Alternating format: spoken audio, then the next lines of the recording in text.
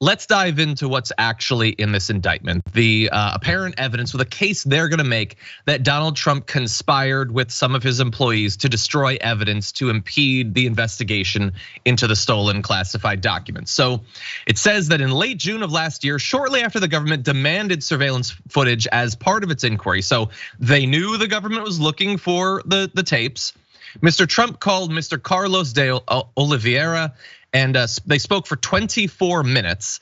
2 days later, Mr. Nauta, that's Walt Nauta, who's already been charged in this previously, and Mr. de Oliveira went to the security guard booth where surveillance video is displayed on monitors, walked with a flashlight through the tunnel where the storage room is located, and observed and pointed out surveillance cameras. So it's almost like they were like trying to make the case on the tapes that they were doing something wrong. They go to the place where the tapes are kept. They go to the place where the documents would be removed from. And then along the way, they look for whatever cameras could have seen people moving between those different areas.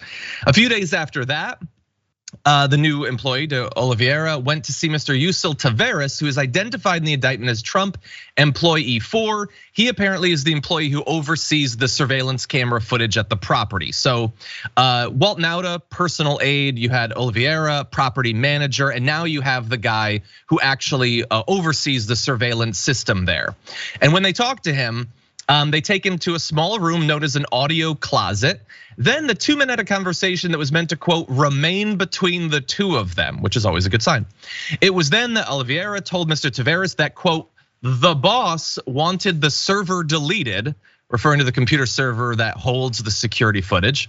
Mr. Taveras objected and said he didn't know how to delete the server and did not think that he had the right to do so. So an oddly stand-up guy for the Trump organization so far. But at that point, de Oliveira insisted again that, quote, the boss wanted the server deleted, asking, what are we gonna do? That's not the only suspicious conversation cited in the superseding indictment.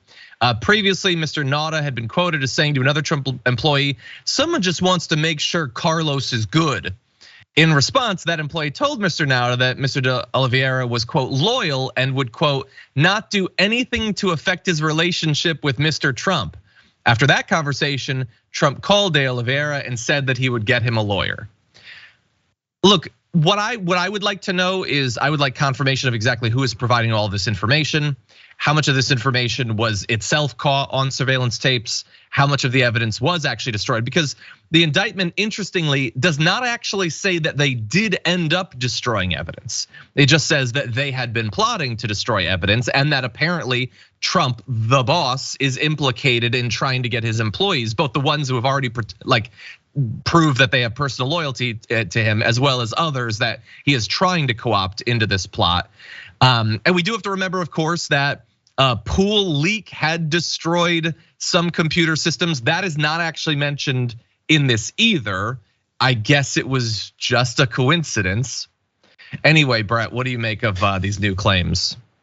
I think this is amazing. I think all of this is it's treading into the area that a lot of Americans of a certain age are familiar with. Like, this is Watergate-y type stuff. This is surveillance catching you guys being like, can we crime? I would love to crime. Let's crime.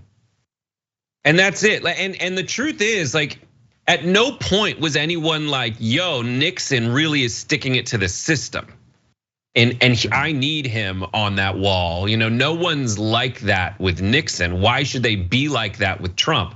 None of this activity that's coming to light is really going, dovetailing with Trump's personal brand of guy who sticks it to the deep state. This is very deep statey activity. This is delete the surveillance video. And you can't do that. You can't justify that. But what's weird is all the Trump people want this special treatment. They want to go out. They're saying, well, everybody else is doing it, but they don't take the next step that people like me would take. And I've heard John say it, where it's like, yeah, if it happens that all of these people, Hillary, Biden, I don't know why you think I have this special loyalty that you have, where you're asking for special treatment, but I'm not asking for that. I'm saying hold everyone to the same standard. You're using that as some kind of whataboutism defense. I'm saying, like, listen, if this whole thing is set up so that queen takes queen and pawn takes queen, like, I get them off the board. I don't care. Yeah. 100%. It's whataboutism always is, which is using the illusion of an even standard to advocate for no standard. Right. That's what it is. It is not saying we in fact want both to be treated the same. It's saying I'm going to bring this up and then can we just stop talking about this? That's what it's for. Check out the Damage Report podcast each day, wherever you get your podcasts, whether Pocket Casts or Stitcher or iTunes. You can join me as I give you the news and stories you want, with a range of co-hosts and interview guests jumping in on the fun each day. Again, that's the Damage Report, wherever you get your podcasts. And if you get them at iTunes, don't forget to rate and review. Sometimes I'll read them live on the show.